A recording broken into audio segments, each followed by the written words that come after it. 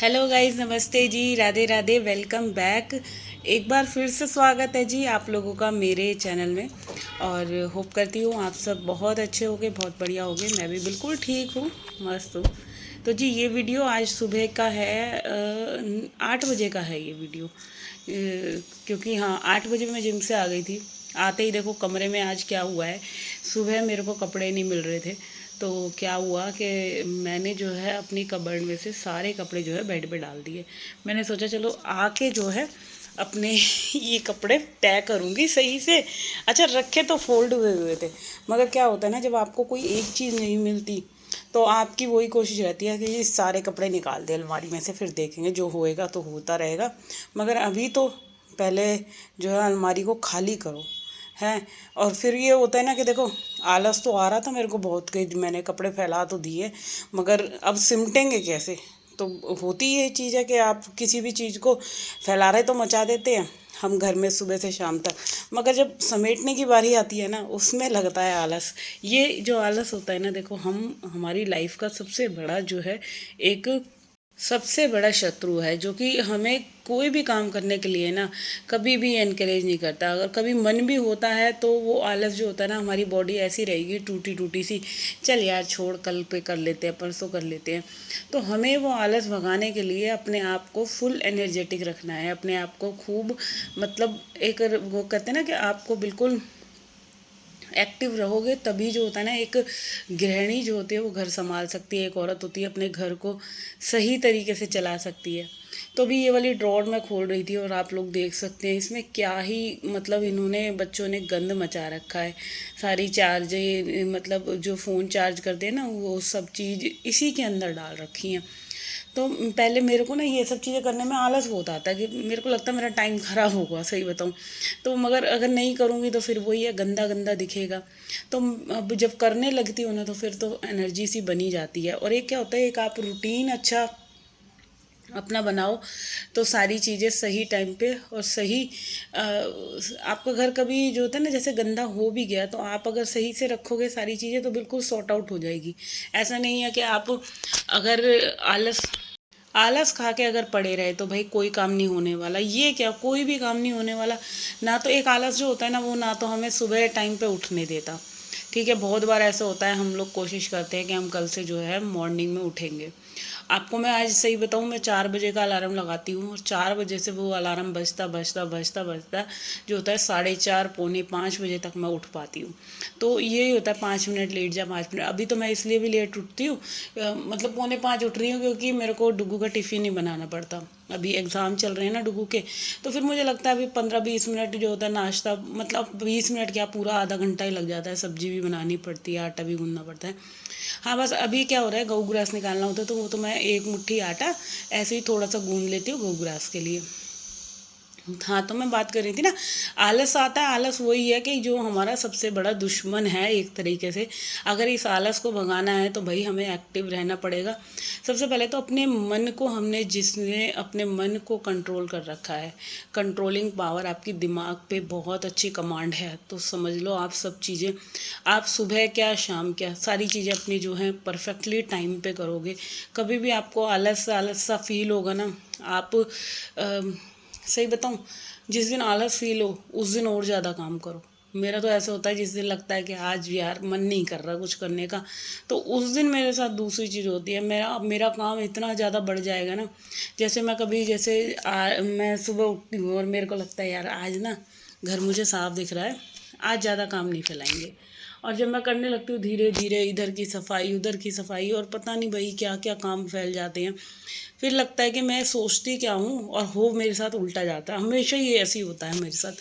तो इधर देखो, अलमारी ठीक करने के लिए मैंने अलमारी तय करी थी, और आज वैसे भी मैं बहुत लेट हो गई थी, 10 बजे काम पे लगी मैं।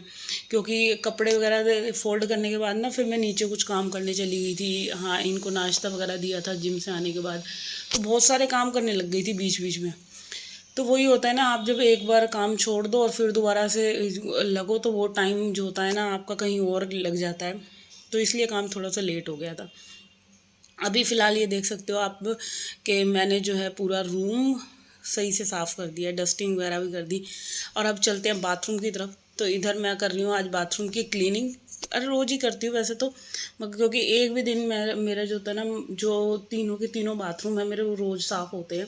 वरना क्या है कि आपके बाथरूम में स्मेल आएगी, वो आएगी, तो ये चीज़ मेरे से बिल्कुल भी नहीं होती कि मैं छोड़ दूँ इन बाथरूम को।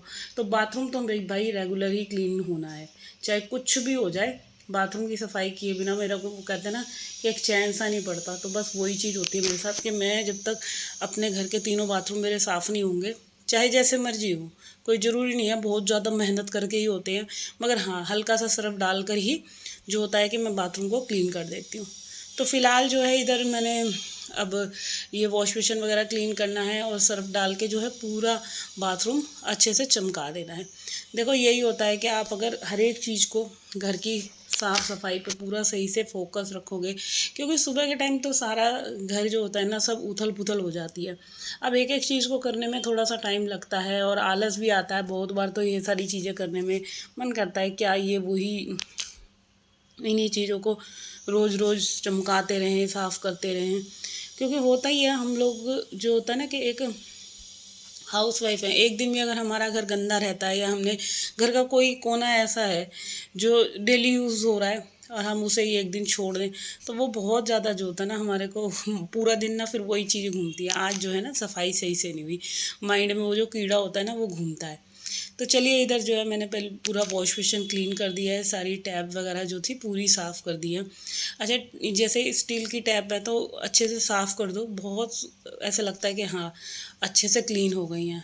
तो इधर यहाँ पाइप की हेल्प से मैंने पूरा वॉश बेसिन, शीशा, सारी चीज़ें जो है पूरी की पूरी साफ़ कर दी है। अब बारी आती है थोड़ा सा नीचे चलते हैं।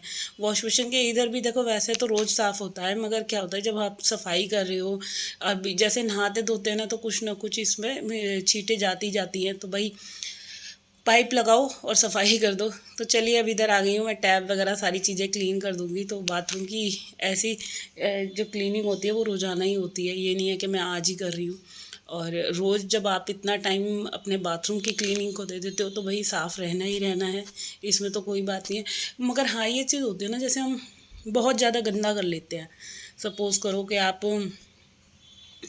5-6 दिन में कर रहे हो या एक हफ्ते में कर रहे हो बाथरूम की, तो उसमें क्या होगा ना, उसमें बहुत टाइम लगने वाला है। फिर क्या है कि आप बैठे हुए हो आधे घंटे तक, हार्पिक डाल रखा है, ये सब चीज़ें।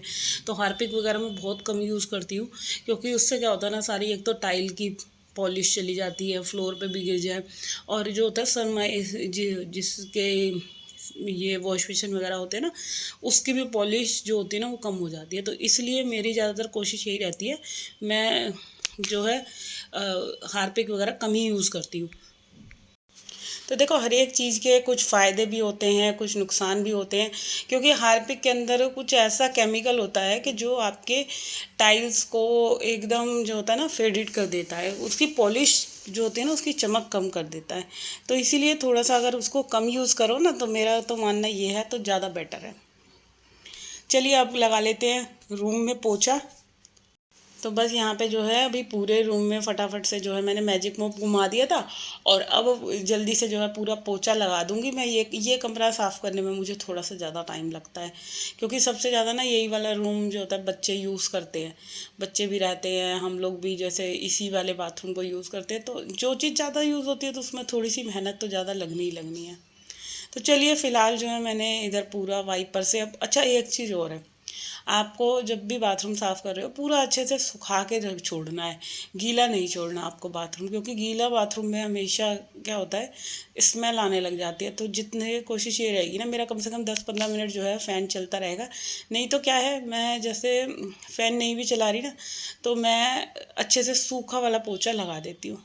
तो उससे क्या होता है पूरा का पूरा बाथरूम भी कमरा भी बिल्कुल सूख जाता है, और अच्छा फ्रेशनेस सी फील होती है। तो चलिए इधर जो है मैंने अब इस वाले रूम में पोछा लगा दिया है, और जो अभी बैल्कनी वगैरह साफ़ करनी है उसको भी साफ़ कर लेते हैं, और फिर जल्दी से फटाफट से इसके बाद नहा लेती हूँ। तो ये था मेरा आज का वीडियो। होप करती हूँ अगर वीडियो अच्छा लगे तो भाई चैनल को सब्सक्राइब कर देना, वीडियो को लाइक कमेंट शेयर करना ना भूलिएगा। कल मिलूँगी मैं आप लोगों से, जब तक के लिए bye bye and take care.